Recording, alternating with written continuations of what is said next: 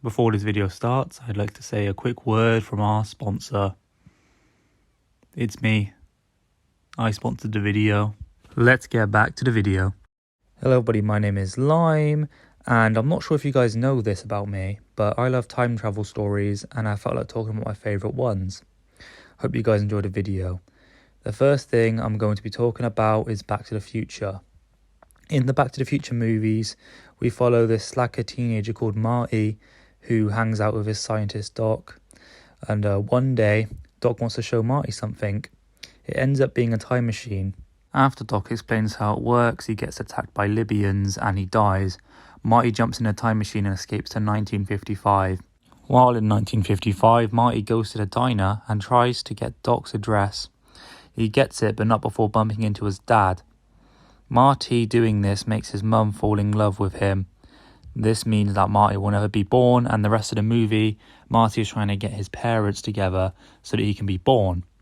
If you haven't seen Back to the Future, I really recommend watching it. A very large amount of people believe that this is the best trilogy of all time, and I think you should see it for yourself.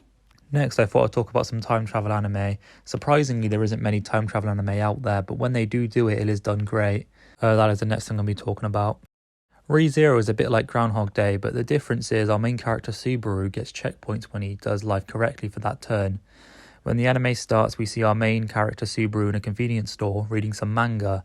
After he buys some groceries, he leaves the store and is transported to another world. He just goes through the world normally, but then ends up dying in a cabin. After that, he respawns back to the start. Shocked Subaru goes back to the cabin, but notices none of the stuff happened earlier. When he dies a second time, he realizes he is in a Groundhog Day scenario. I really recommend this one. It's one of my favourite animes. Finally, for my last favourite time travel story is another anime. It's called Steins Gate. In Steins Gate, our main character is Okabe, but all of his friends like to call him Ocarin. At first, Steins Gate seems like a light-hearted slice-of-life show, but eventually it's shown that not everything is as it seems. All of Ocarin's delusions are real, and the organisation is going to get him. In this show, there is a company called CERN, and what is very interesting is that it's a company in the real world. In the anime, Ocarin and his friends have been sending emails into the past by putting bananas in the microwave. By doing this changes time, but only Ocarin can remember it was like before because of something called world lines. There's a scene in the anime that explains this very well, so I'm just going to play you guys the clip.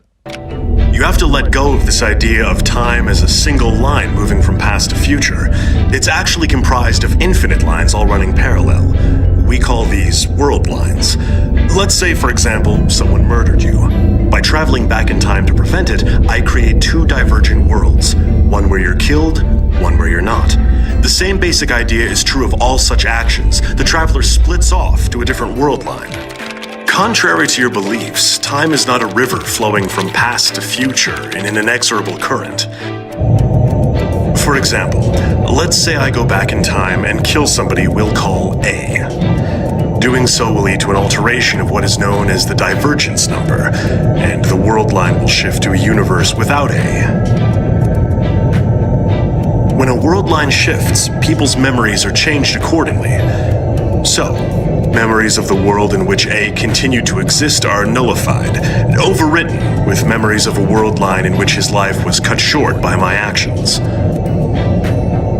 Shortly after Ocarin and his friends discover that they are able to send emails into the past, they find a way to send their consciousness back in time 48 hours. This is very convenient because CERN blasts through the door to steal the time machine. They end up killing his childhood friend and are about to steal the time machine, but last second Ocarin uses the untested time machine and sends his consciousness back 48 hours and is now on a mission to save his friends.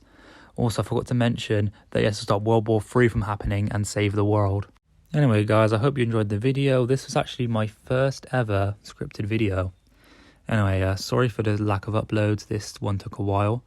Anyway, see you guys in the next one. Goodbye. Don't forget to subscribe to the sponsor of today's video.